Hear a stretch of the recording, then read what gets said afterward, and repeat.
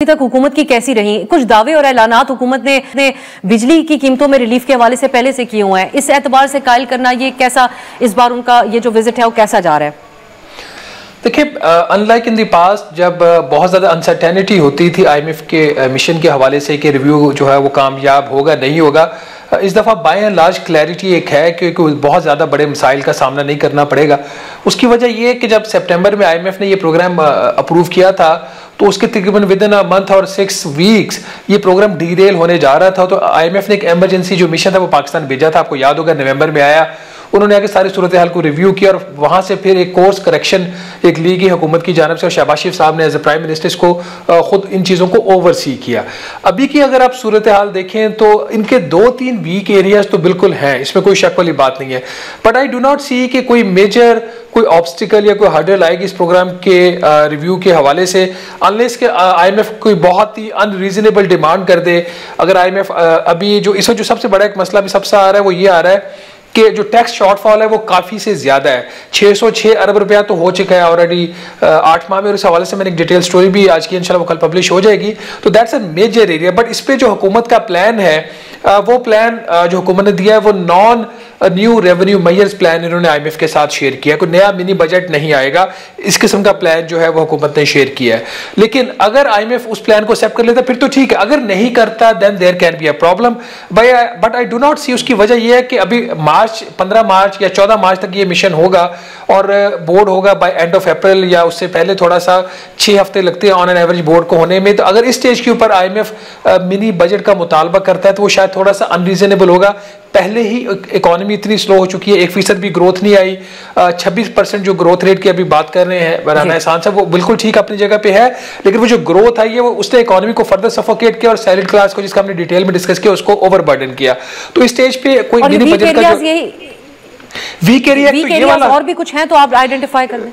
एक जो ये एरिया और दूसरा पाकिस्तान सॉवरन वेल्थ फंड जो है ये काफी जो है एक वीक एरिया इमर्ज हुआ है और सरप्राइजिंगली इसके ऊपर काफी से ज्यादा फोकस है। जो मैंने कुछ चीजें देखी हैं हुकूमत की, आईएमएफ का इसके ऊपर काफी से ज्यादा फोकस होगा इस दफा।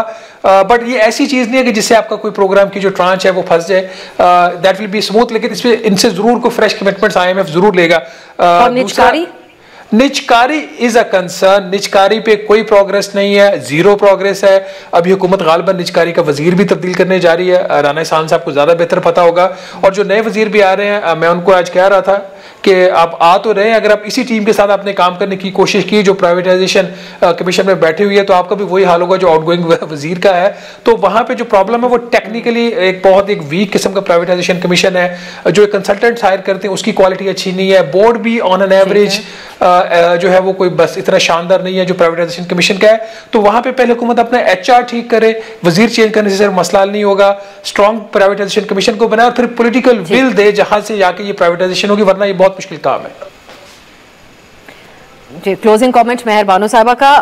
क्विकली राना साहब, अगर आप कहना चाहें, आप निजकारी वजीर तब्दील होने जा रहे हैं, इसको आप कंफर्म या डिनाई कर सकते हैं? देखिए, ये तो जब तक अनाउंस नहीं होता तो मैं कुछ नहीं कह सकता और ये प्रेरोगेटिव प्राइम मिनिस्टर का है। लेकिन मैं ये जरूर कहूंगा कि शहबाज राना साहब अगर ये कह रहे हैं तो ये बहुत बड़ी बात है, क्योंकि ये ऐसी बातें कभी नहीं करते। तो इसका मतलब है कि ये वाकई रिव्यू अच्छा जा रहा है। तो ये दिस शोज कि हुकूमत जो है वो उसकी काविशें बड़ी अच्छी हैं। देखिए, हुकूमत का कंसर्न, जो आईएमएफ का मेजर कंसर्न प्राइमरी बैलेंस पे है, और जो जुलाई से दिसंबर तक हमारा जो प्राइमरी बैलेंस है वो 2.9% है कंपेयर टू 1.7% जो पिछले साल था हाफ ईयर का। तो मैं समझता हूं कि प्राइमरी बैलेंस का टारगेट हम पूरा करेंगे और ये मेजर कंसर्न होता है एफपीआर का, टैक्स कलेक्शन और एक्सपेंडिचर के लिहाज से।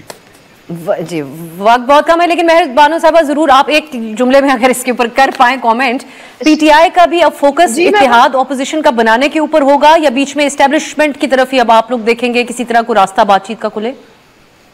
नहीं जी, हम बिल्कुल चाहते हैं कि ऑपोजिशन का इत्तेहाद हो। सारी सियासी जमातें जो हैं वो जमहूरियत को मजबूत करने के लिए आए और पाकिस्तान में किसी किस्म का इस्तेहकाम आए। अगर राना साहब खुद बहुत प्रीवियस शोज में कह चुके हैं कि जो गवर्नमेंट है वो ग्रोथ की तरफ देख रही है, ग्रोथ जो हमें नजर नहीं आ रही है, उसके लिए बहुत सी चीजें इंप्रूव हुई हैं may be on the surface, मगर जो स्ट्रक्चरल रिफॉर्म्स जिनकी हमें जरूरत है वो होते नजर नहीं आ रहे। उसमें सबसे ज्यादा जरूरी सेक्टर जो है वो एनर्जी का सेक्टर है, जो आपकी इंडस्ट्री और आपके एक्सपोर्ट्स को इम्पैक्ट करेगा। उसके ऊपर मुझे लॉन्ग टर्म स्ट्रक्चरल रिफॉर्म्स के ऊपर आप जोर देती है। मैं आपसे कथा कलामी की माजरत साहबा, वक्त खत्म हो गया मेरे पास।